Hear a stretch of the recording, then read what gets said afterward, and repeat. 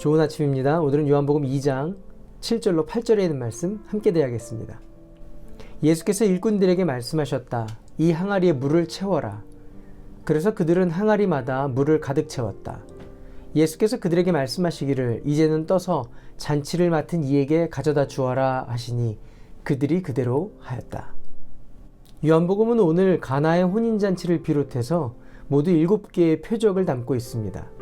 왕의 신하를 고쳐주신 표적, 38년 된 병자를 치유하시고 또 오병이어의 사건으로 5,000명도 더 되는 사람들을 먹이셨고 무리를 걸으시며 또 소경을 고쳐주시고 마지막으로 나사로를 살리신 표적까지입니다. 표적이 가지고 있는 의미는 기적 자체의 의미보다는 그 기적이 가리키는 것에 대한 의미가 더 중요합니다.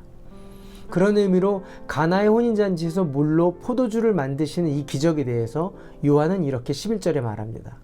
예수께서 이 첫 번 표징을 갈릴리 가나에서 행하여 자기의 영광을 드러내시니 그의 제자들이 그를 믿게 되었다.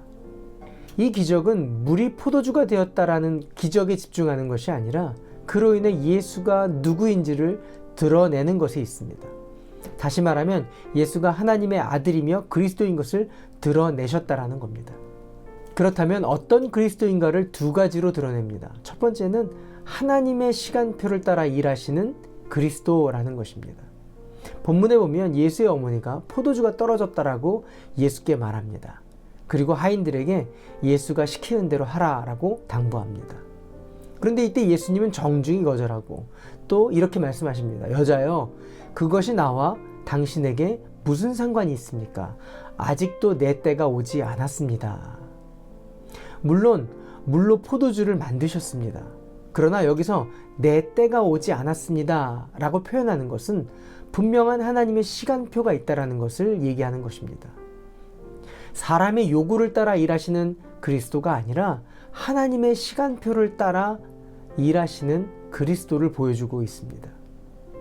또 하나는 참된 기쁨을 회복시키는 분이라는 것입니다.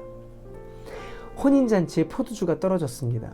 당시에 포도주가 떨어졌다라는 것은 매우 결례가 되는 것이고 또 흥이 깨지는 일입니다. 예수님은 사람들의 필요를 무시하는 분은 절대 아닙니다. 그 필요를 채우시는 분이고 그 필요를 아시는 분입니다. 그러나 가나의 혼인잔치에서 물로 포도주를 만드신 사건은 단지 인간의 필요를 채우는 것만의 기적이 아니라 예수 그리스도로 말미암아 참 기쁨이 회복된다라는 것을 보여주고 계신 것입니다.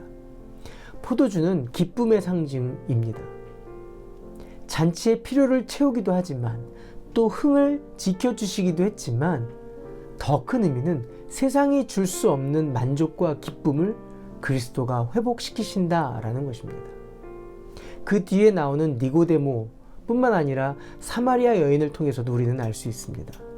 그 인생을 거듭나게 할 뿐만 아니라 완벽한 만족을 주시는 분, 회복시키는 분이 그리스도임을 보이시기 때문에 그렇습니다. 혼인잔치에서 그리스도임을 드러내는 영광이 임할 때 오직 그리스도만이 하실 수 있는 창조의 역사가 드러났습니다. 또한 모든 것이 다 무너지고 좌절되고 또 절망된 잔치의 자리에서 인생 속의 참 기쁨을 회복시키시는 분이 그리스도임을 보임으로 영광이 드러났습니다. 우리를 향하신 하나님의 계획 앞에 믿음이 있기를 소원합니다. 또한 우리들에게 참된 기쁨과 만족은 그리스도로 완성된다는 것을 잊지 않기를 바랍니다.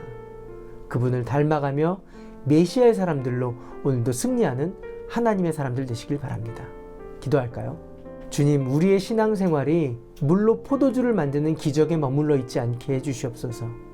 하나님의 뜻에 나의 뜻을 맞추는 믿음을 주시며 우리의 기쁨을 온전케 하시는 그리스도를 신뢰하고 그분의 음성을 순종하는 하인들처럼 순종함으로 이보다 더 큰 일들을 경험하며 하나님의 사람으로 쓰임받게 하여 주시옵소서.